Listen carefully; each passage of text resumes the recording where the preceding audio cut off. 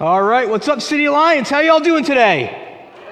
That's awesome. Well, listen, it is so good to be back with you as we are starting a brand new series called Sermon on the Mound in light of Little League coming into town, things like that. First off, I just got to give a shout out to we've got some incredible people in our church who made that video that you just saw that created this graphic. Can we just hear it for some of the creative folks in our church today? Make some noise. Absolutely. Man, it takes teamwork to make the dream work for sure.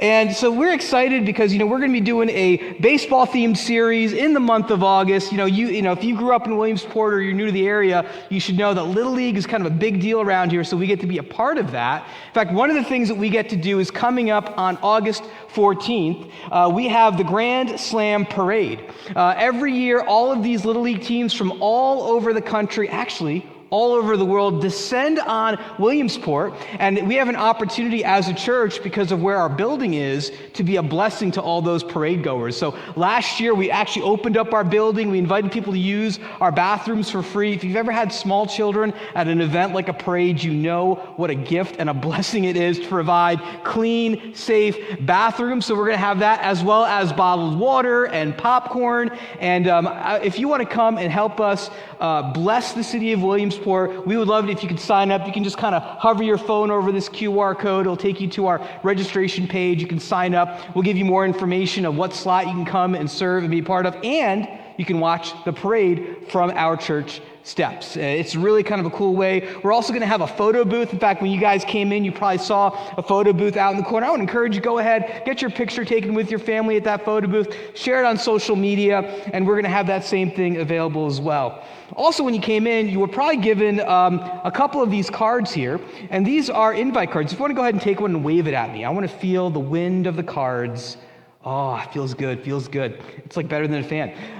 But this is a great way, if you've got someone in your life, maybe they're close to you, but they're far from God, but maybe they're baseball fans. It'll be kind of a way for them to be interested, to even having a conversation about faith. I want to encourage you, go ahead, take one of these and give it away. In fact, you can take as many as you want, give as many of them away as you want, as a way to help people kind of make those connections. Now, I got to say something from the get-go, that maybe you've noticed that I'm wearing a Red Sox jersey today.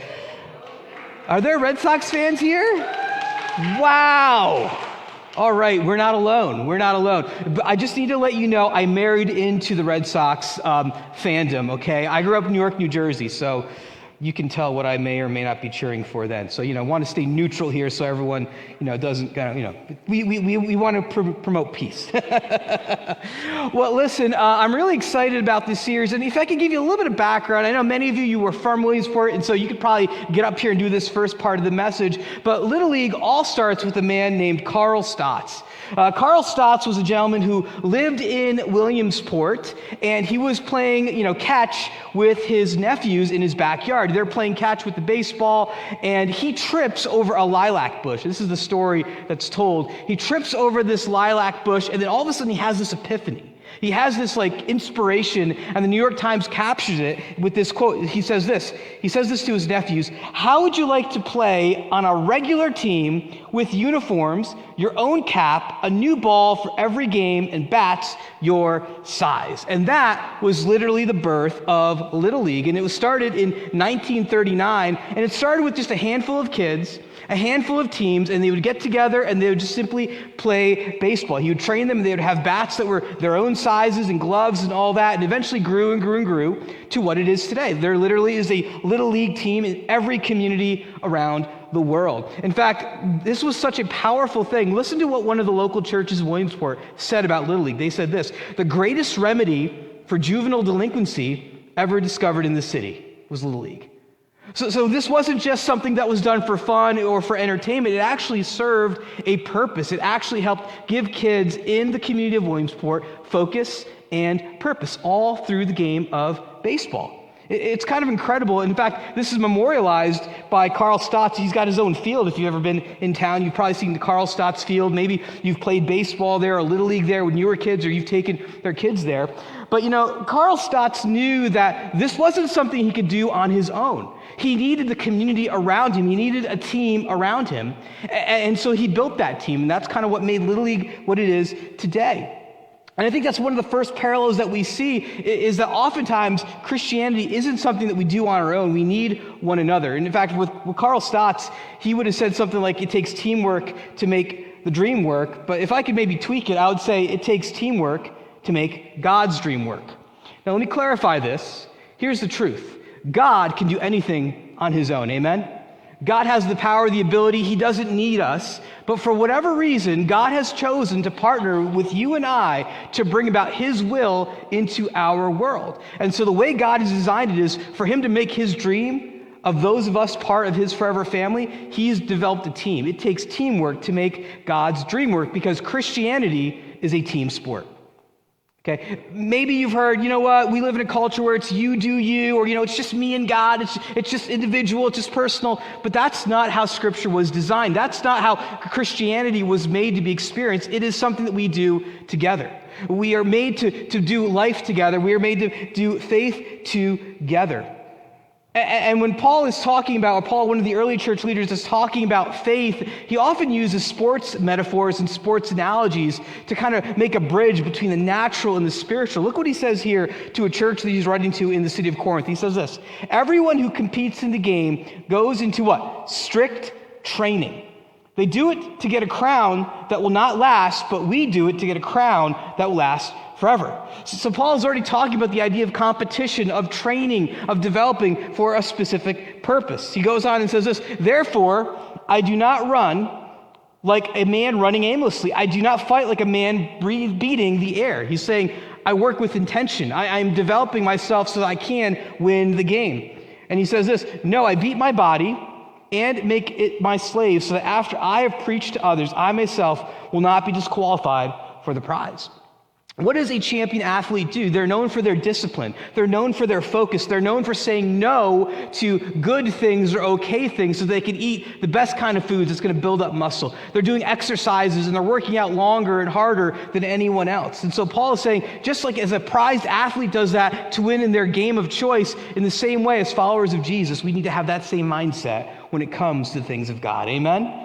When it comes to things of faith. And we see all of these analogies all throughout Scripture. Now, I want to say something. For those of you who aren't into sports, you're like, I don't understand what all this sports ball is, Nathan. Like, what, like I do board games. That's like my thing. Like I do my board games. But listen, you have a team when you play certain board games, right? Like you can't defeat Vecna on your own. You need people around you that can come together so that you can accomplish a purpose. And the thing is, we need one another. I love what Pastor Andy Stanley says in this quote. He says this, you will never reach your full potential without tapping into the wisdom of others. You see, we need one another to grow. Because the reality is when it comes to your spiritual life, your career, your relationship, you only know what you know. You don't know what you don't know. We have a limited understanding of our own areas, and so that's why we need people in our lives of diverse opinions, diverse experiences and skills that can speak into us, that can challenge us, that can encourage us in difficult times. Social theorists have a thing called the law of averages. Anyone ever heard of the law of average? So the law of averages says this, that you are the composite of the 5 people you spend the most time with, okay? Think about that for a moment. Who are the people that you spend the most time with? I think it's interesting that, some people, I'll talk to a lot of people say, Nathan, I feel kind of stuck. I feel like I'm not growing as a person. I feel like I'm not growing in my relationship with God. And oftentimes I ask them, who are you hanging out with? And a lot of times what they'll say is they've been hanging out with the same 10 people for 10 years in the same bar, complaining about the same stuff for that whole time. And it's like, no wonder you're stuck. Because you've become the composite of the people that you spend your time with. You need to make some cuts to your roster. You need to trade out your team. You need to find people that can help you grow and develop. And the one person or the one individual that you need on your team is you need a coach. Every single one of us in this room or watching online, you need a coach that can help you get to the next level. You need someone that's a little bit further ahead of you, maybe a couple steps ahead, that can help you go in the next direction. In fact, if you think of anyone that's successful, I guarantee you there was a successful coach behind them. One example I think of, and those of you that are Philly fans and Pittsburgh Pirates fans, I got to apologize, but Joe Torre and Derek Jeter, okay? Any Yankee fans in the room? Oh, look at that. Look at that. I'm gonna offend everybody here. That's what I'm working on here. But Derek Jeter and Joe Torre. Joe Torre, he coached the Yankees to many, many World Series wins. But one of the things that Jeter has said is he gives credit to Joe Torre because Joe Torre not only taught him how to be a great baseball player, not only to be Mr. November, but Torre also taught him how do you handle the press? How do you handle criticism? How do you handle all that other stuff that all these other folks have coming at them? And he said Joe Torre was one of Derek Jeter's coach. But let's step out of the world of baseball a little bit and talk about maybe the world of finance. Maybe you've heard of Warren Buffett, right? Warren Buffett is this financial genius, but not many of you have ever heard of Ben Graham. Ben Graham actually mentored Warren Buffett. Warren Buffett is Warren Buffett because of the influence of Ben Graham. But of course, one of my favorite coaching relationships has to be with Luke Skywalker, right? Every Luke Skywalker had a Yoda and an Obi-Wan Kenobi, right? So what's the through line here? The through line is simply this, is that anyone who's successful has a coach. Sometimes it's a little green man on your back, whatever you need to kind of grow and develop.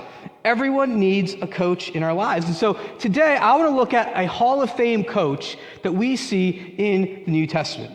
So I want to ask if you were one of the greeting team today, if you could go ahead and pass out one of these very rare, very limited edition, you guys are all going to get one of these, Apostle Paul trading cards, okay? So go ahead, greeting team, why don't you go ahead and pass those down as fast as you can, Every week during this series, you're going to get a new card that you can collect, that you can trade, and if you get the whole set, one day they'll be worth nothing. But you have the whole set. So if you're a collector, you can go ahead and pass those down here. But once you get the card, if you want to go ahead and look on the back, we're going to look at the stats of this Hall of Fame coach. Paul, here's some of his stats. His hometown is Tarsus. He was alive in AD 55. He was a Jewish Pharisee. A Pharisee was a religious leader of that time in that sect. His position was he was a missionary church planter. One of his strengths was he has a strong intellect, he was passionate, he was persevering, but his weakness was he had a thorn in his flesh. He had something that would keep him from becoming prideful that he kind of had to wrestle with during his entire career as a coach. And so Paul wrote about 28% of the New Testament. So he's a big deal.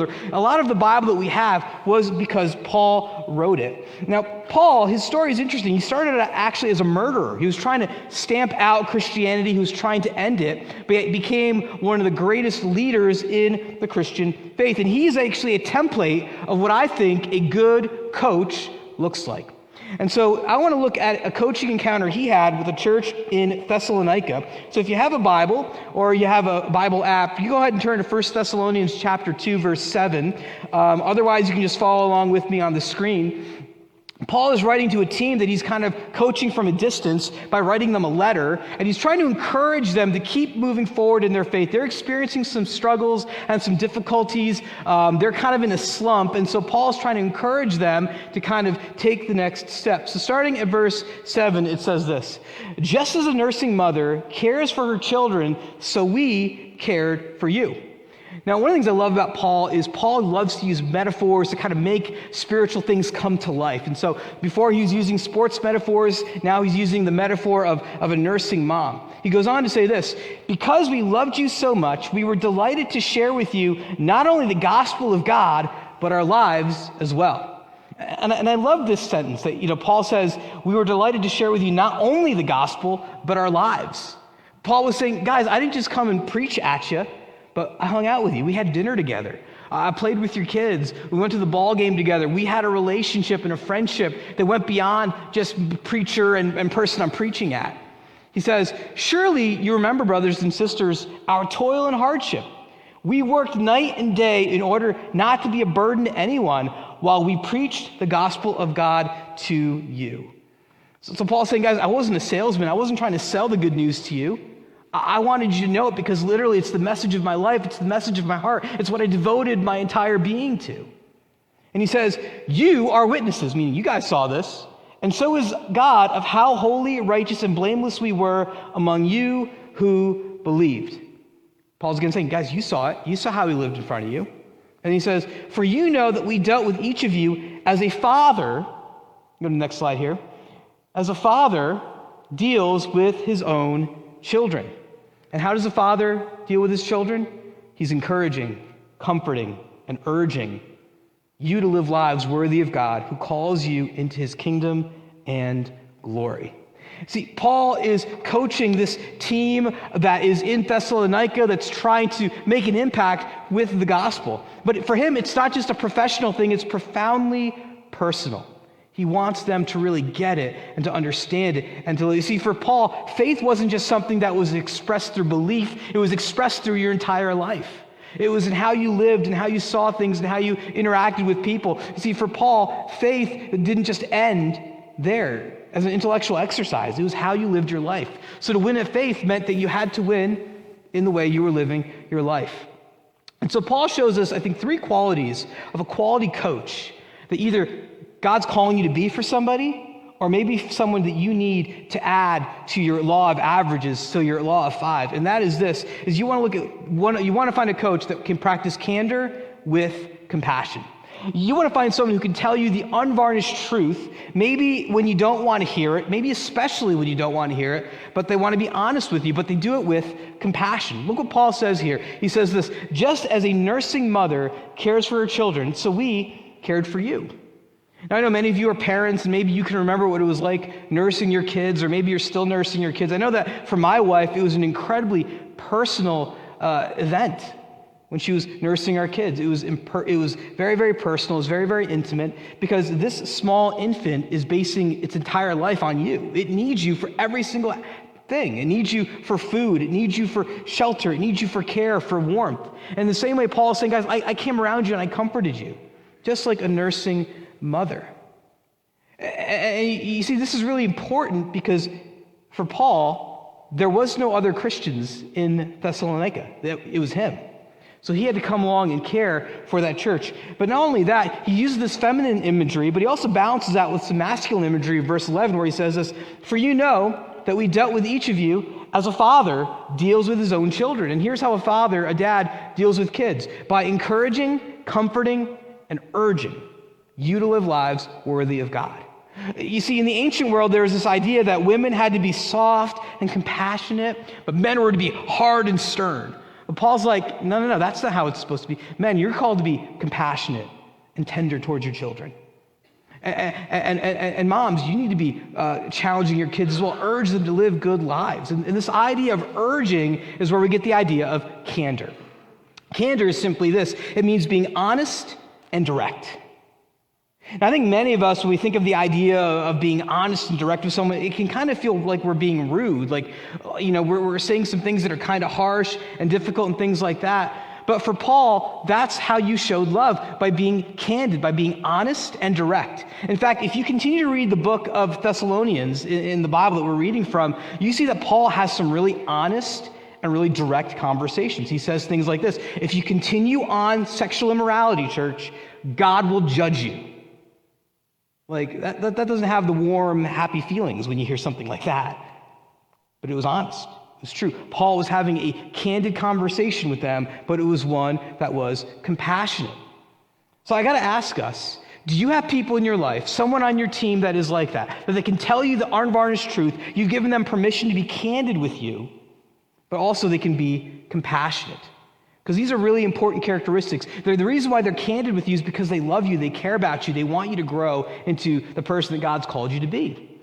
And there's a great example of this in the secular workplace in the relationship between Sheryl Sandberg, who was the former COO of Facebook, and Kim Scott, who was at the time a young executive at Google. They both worked at Google, and Kim Scott gave this presentation to a bunch of the Google higher-ups, and she gives this presentation, and then afterwards, Sheryl comes up to her and says, you know what, Kim, I think your content was awesome. Like, it was a great presentation, but I want to tell you, every other word you said the word It was kind of distracting. I think you might need to work on that. So Kim hears this, and she's kind of dismissive. She's like, well, listen, I'm not a presenter. I'm not a public speaker. Like, my job is to make you millions and millions of dollars by doing what I do best. That was kind of what she said. And so Sheryl Sandberg says to her this quote. She says, Kim, I can tell I'm not really getting through to you. I'm going to have to be clearer. When you say every third word, it makes you sound stupid. That's harsh. She can't talk to me like that. I'm going to HR. HR, get rid of her. See, what Kim Scott said was, in that moment, I had a choice. It was really awkward. It was really weird. But here's what I decided to do. I decided to receive what she said. I took what she said in, and I made some changes. And here's what I think. It was really, really loving. I was able to be a better presenter. I was able to kind of fulfill what I wanted to do in my role at Google and kind of all the other things that she said. See, here's the thing. You can care personally and challenge directly. They're not an either or. It's a both and. That's what it means to practice candor with compassion. You can be direct and honest with somebody, but do it in a way that has tact, that is loving, and that is caring. And that's where you need to find a good coach in your life who can fill that role. And maybe God's calling you to fill that role with people in your own life. Maybe you're part of a city group, or you're part of a team where you serve together, and the same person's complaining every single week about their spouse, or they're complaining every single week about their kids. Maybe what God is calling you to do is to practice candor with compassion, actually sit down with them, get coffee with them, go to Panera Bread and say, hey, listen, I've just kind of noticed you keep complaining about your kids, or you keep complaining about your spouse. Like, is everything okay? Like, I feel like when you do that, you kind of dishonor your kids, you dishonor your spouse, and maybe you take a risk and you step into that awkward place. But maybe God meets you in that place and uses you to encourage someone in that part of their life.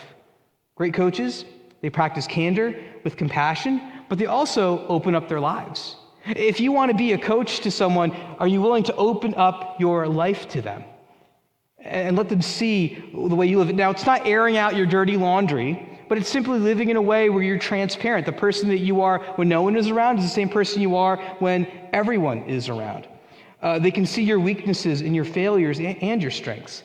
Look what Paul says here in verse 8. He says, so we cared for you because we loved you so much. We were delighted to share with you not only the gospel of God, but our lives as well. Now, it's important to keep this in mind. I think for many of us, we kind of know that, we kind of know what Christianity is, right? Even though, like, in the world, it seems like Christianity is kind of shrinking, everyone has some sort of idea of what faith is or what Christianity is or was. But in this time in history, there were no Christians. It was Paul and that small group, that small team that he's developing in the city of Thessalonica. That was it. And so literally this small group of Christians, they have no idea what it means to be a Christian. They have no idea what does it mean to actually follow in the ways of Jesus. So Paul has to teach them. And that's why he's like, guys, look at me, look how I live my life. I'm going to be your template, your model of how to do this. And he opens up his life to them. Look what he says in verse 9. Surely you remember, brothers and sisters, our toil and hardship. So basically he's showing them that, hey, following Jesus isn't always easy. In fact, there's toil and hardship involved. We worked night and day in order not to be a burden to anyone while we preached the gospel of God to you. Now, you guys need to know this, that Coach Paul, was not just a preacher, okay? He was actually a small business owner. He owned a tent-making business. And so Paul would show up in this town, and he would set up his tent-making business. And so he would invite this small group, his team, to come, and he would be making tents. I don't know what motion this is, but pretend it's tent-making, okay? He's making tents, and everyone's kind of hanging out watching him. They're asking Paul questions, and Paul is packaging the tents, and they're hanging out with Paul, asking him questions. And he's marketing the tents. Again, I don't know what my hands are doing right now, but we're just going to go with it. Paul is marketing the tents, getting the word out about the tents so that people, and while he's doing that, he's coaching the church around him on how to be followers of Jesus. How do you live a life of integrity? How do you do work that is worthy of God? How do you live a life that's centered on Christ? It didn't happen in a classroom. It happened in life. And that's how we can coach people, and that's how we are coached. I remember several years ago, my brother-in-law moved in with us. So this was I think our first or second year of being married. He was trying to save up money to get married. And so literally he gets a front row view of all of our newlywed years and, parenting years and all that stuff. And I remember one day he was coming home from work, and he comes through the door, and Jackie and I are in the midst of let's call it a negotiation, okay? It was a fight. We were having a fight. And not just any fight. Like how many, those of you that are married, this is like one of those big fights, right? Like there is raised voices and there's yelling and the nostrils are flaring and the saliva is flying out of the mouth. Like it's like a battle royale, right? And so anyway, we're in the midst of this and Bobby walks in and he sees this. He's like, holy crow, what's going on here? And so he quietly tries to go up the stairs because he's got to go past us to his room and kind of avoid the whole thing. And for whatever reason, in that moment, I see him kind of sneaking up, and I say, Bobby, I want you to stay here, and I want you to see how we resolve this fight. Now, at this point, I didn't even know if we were going to be able to resolve the fight, but I'm like, Bobby, I want you to watch how you're doing this. So Bobby looks at me like he's like a ghost. My wife looks at me. The rage has just went from 10 to 11. And so anyway, we are in this moment. And so we are having this very, very intense argument. And eventually we work it out. We take a little bit of break. We get back. I apologize because it was my fault. That's kind of normally how it goes, just to be honest. And so after we end the fight, Bobby goes back to his room and he just locks the door. We don't see him for like 24 hours. And so I follow up with the next thing. I go, hey, dude, I know that was kind of weird, but like, did you learn anything? He goes, well, that was weird. That was crazy. But here's what I thought was so interesting, that you guys stuck it out until you worked through the issue. Like, yeah, you might have taken some breaks, but you really loved each other enough to really try to stick through it. And so I kind of learned that, when you love somebody, you kind of push through the conflict, even if it's hard.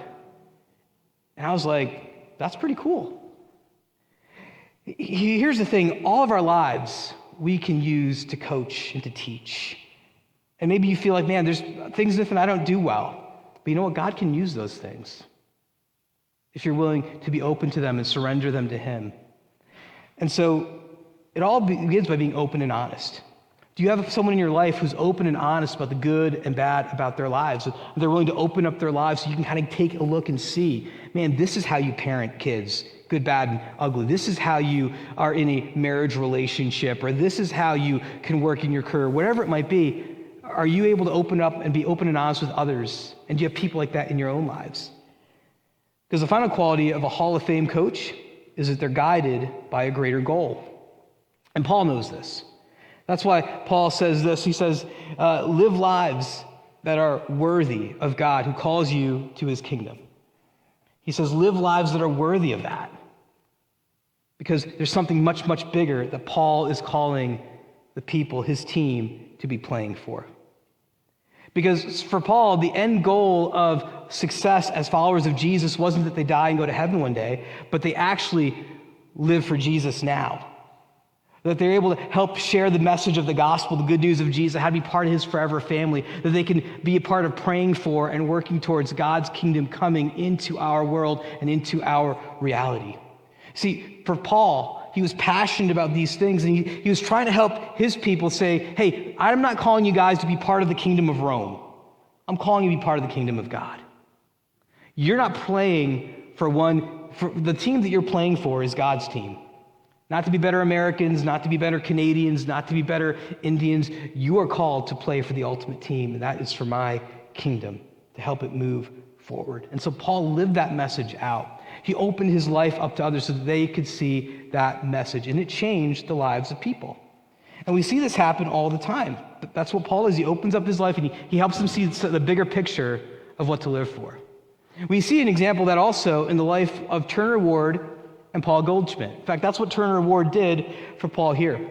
Paul plays first base for the St. Louis Cardinals, and when Goldschmidt started, he was really all about winning. He didn't have a walk with God, but he wanted to become the best baseball player he could. He wanted to be the best batter that he could. And so when he played for the Diamondbacks, he started a relationship with Turner Ward, who was his batting coach, and it left a powerful impression on his life. Let's watch this together. The thing that I realized about being a professional athlete was it was such a long shot. And I knew that there's only 750 Major League Baseball players. I do think the smart move would have been to get what I call a real job, any other job but being an athlete, but I was gonna chase this dream, give it everything I had.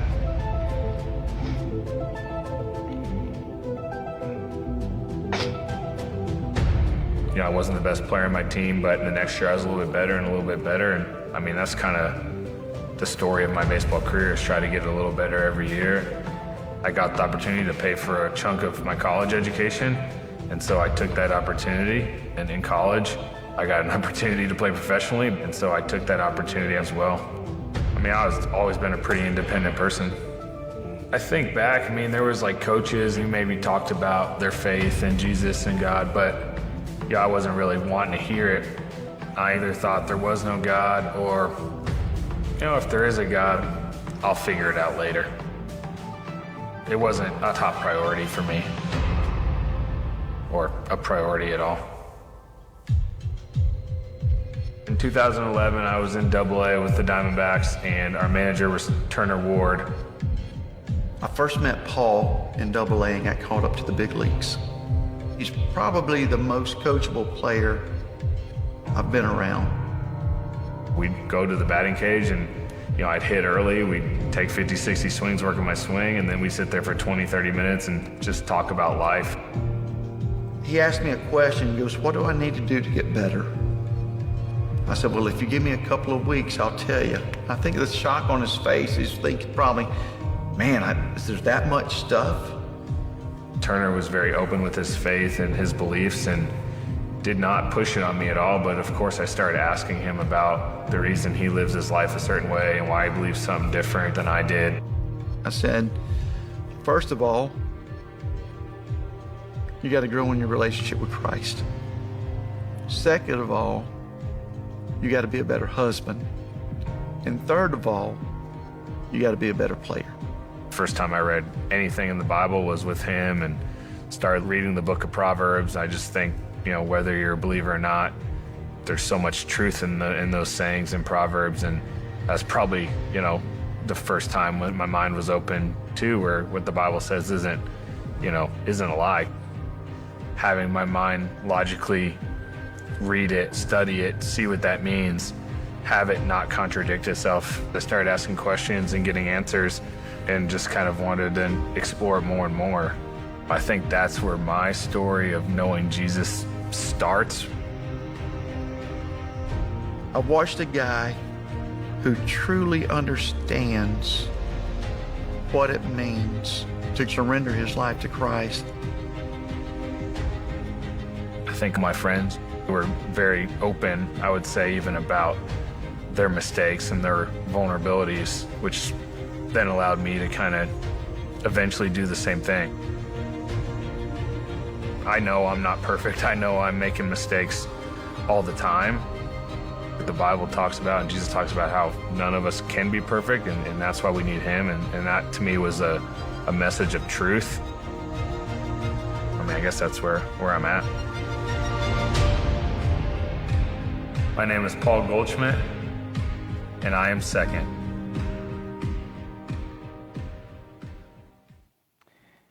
I want to invite the worship team to come up. And as they're coming up, I just want to make a couple connections with this video that we just watched, because I really think it perfectly brings together all of the strands of what we talked about, which is this, is you had Turner, who was the coach, Turner Ward, practice candor with compassion, right? He said, hey, if you want to be better, you've got to do this. And you saw Paul's response. He's like, I didn't think I was that bad. But that's how much more work he had to do.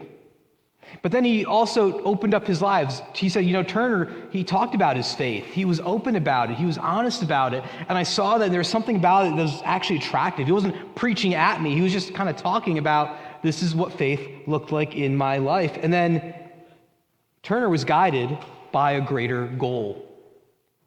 Paul asked him, what do I need to do to get better? He said, there's three things. Remember what those three things were? The first, you need to grow in your relationship with Jesus. Guy's not even a believer yet, but he's telling him that's how you get better. Number two, work on your marriage. Be a better husband. And number three, be a better ball player.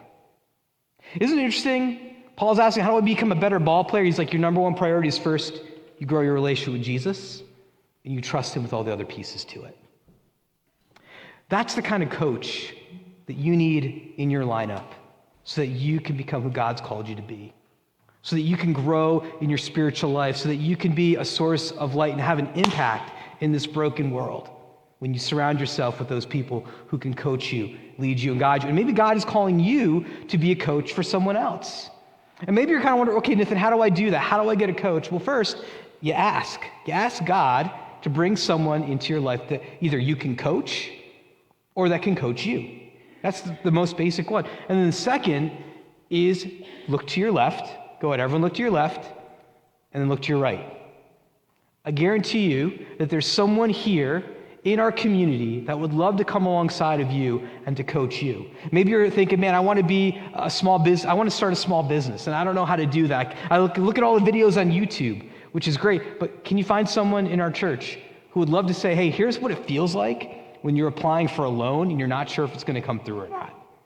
Here's what it's going to feel like your first year, and you're not sure how it's going to work. Guys, we have folks in our church who started businesses. We have folks who started businesses and failed businesses, and they'd love to help you on that journey. Or how about parenting? Maybe you're like, Nathan, I'm starting a family, or my littles are starting to make shifts into like the tween years. I don't know what to do with that. Well, I want to encourage you. Find some parents that are further ahead of you who would love to come alongside you, to encourage you, to pray with you and say, hey, listen, this is normal. Like, you're not screwing your kid up. Like, that's just part of the process and the journey. Or maybe even in your spiritual life. Maybe you're like, Nathan, I need to get serious in my walk with God. It's falling apart. I need help. There's people here that would love to help you take your next steps to grow in faith. And you can find them by joining a city group. We have city groups, which are smaller groups of believers that gather all throughout the week that would love to connect with you. We also have teams that you can serve on. Like, we have our tech team or our worship team, or we have different teams of folks that serve in our church. And what I love about that is so often people meet each other for the first time on teams. And it's a great way for you to meet people that could actually become friends, that can actually help you grow in your faith and move you from where you are now to where God has called you to be. But I want to pray right now that God would bring the right coaches and the right people in your life. Would you pray with me? Lord, I know that this can seem kind of daunting. Maybe some of us are thinking, Nathan, I have enough friends in my life I can't even keep up with. And I don't know if I have time or energy to have a coach. But Lord, you want us to become who you've called us to be. You want to transform us into the image of your Son, and we can't do that alone. God, if there's people on our team we need to trade, if there's people that we need to maybe spend less time with and others we need to spend more time with, God, I pray that this week, in fact, I pray right now, Lord, you'd bring those people to mind.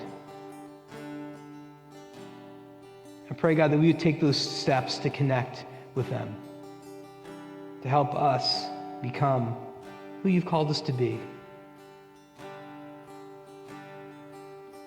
In your Son's name we pray.